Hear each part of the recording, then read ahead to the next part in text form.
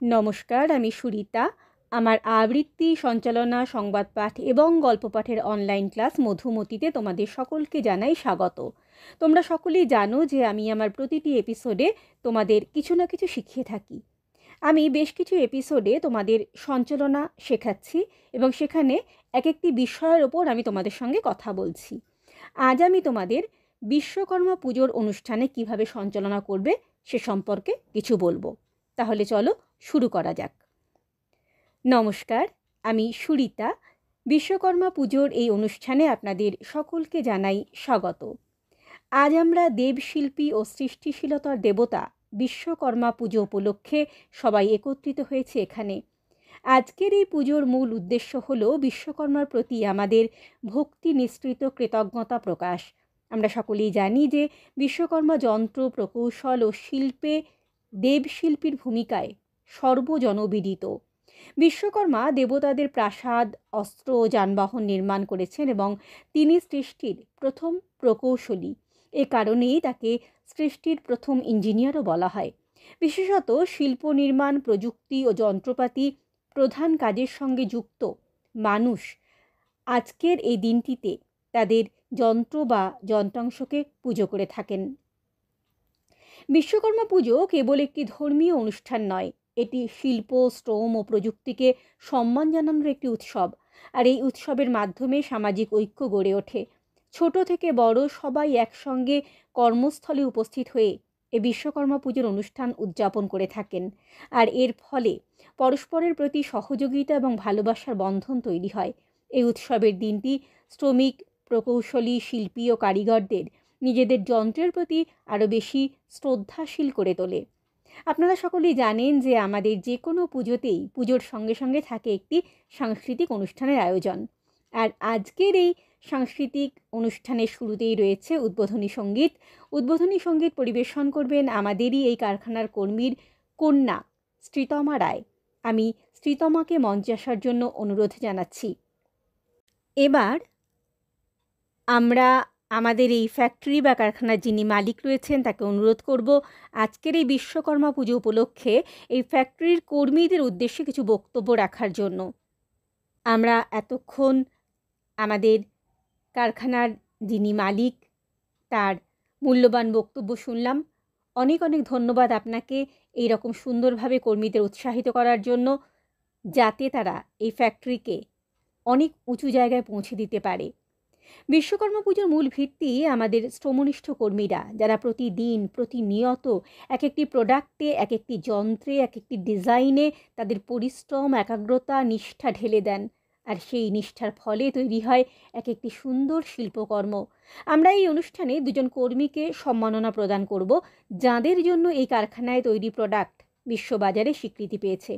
আমি শোভন কর্মকার এবং বিপ্লব তরফদারকে মঞ্চে আসার জন্য অনুরোধ জানাচ্ছি। আজকে এই অনুষ্ঠানে এদের হাতে পুরস্কার তুলে দিচ্ছেন আমাদের ফ্যাক্টরির মালিক সন্দীপন আচার্য। সবাইকে অনুরোধ করব আপনারা করতালির মাধ্যমে আমাদের এই দুজন একনিষ্ঠ কর্মীকে উৎসাহিত করুন, যাতে আগামী দিনে তারা আরও ভালো ভালো প্রোডাক্ট তৈরি করতে পারে, যা মানুষের দৈনন্দিন জীবনে কাজে লাগবে। আর একটা কথা আপনাদের জানিয়ে রাখি, আজকে আমাদের যে অনুষ্ঠান, এই অনুষ্ঠানে কিন্তু কোনো বাইরের শিল্পীকে আমরা আমন্ত্রণ জানাইনি।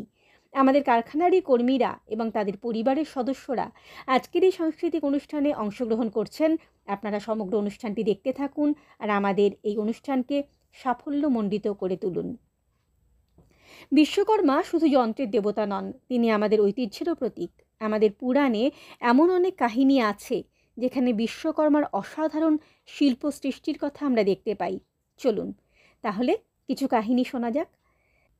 শ্রীকৃষ্ণ যখন মথুরা ত্যাগ করে নতুন রাজধানী স্থাপন করতে চাইলেন, তখন বিশ্বকর্মা তার নির্দেশে দ্বারকা গড়ে তোলেন।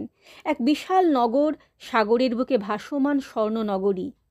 ইন্দ্রের বজ্র, যেটি দিয়ে বৃত্রাসুরকে বধ করা হয়েছিল, সেটিও তৈরি করেছেন বিশ্বকর্মা। আর এর উপকরণ ছিল মহর্ষি দধিচির অস্থি।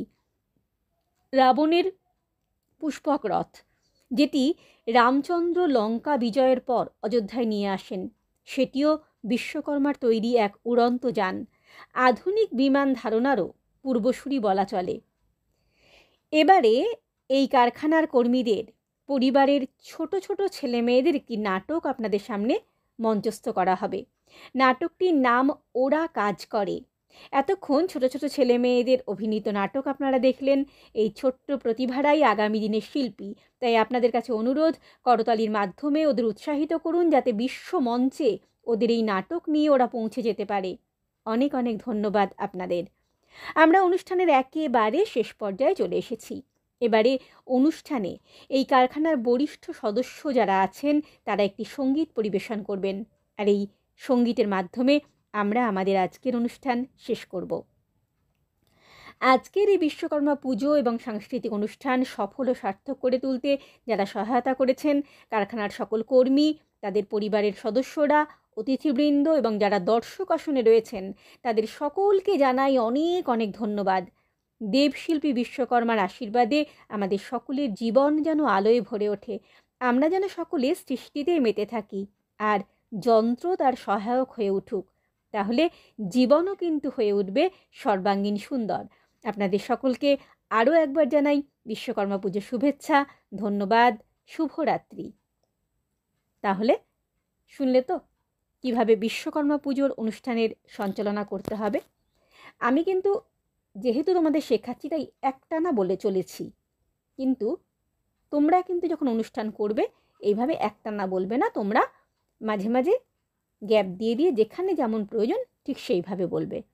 তাহলে আমার চ্যানেলটা ভালো লাগলে লাইক, সাবস্ক্রাইব, শেয়ার, কমেন্ট করতে ভুলো না কিন্তু।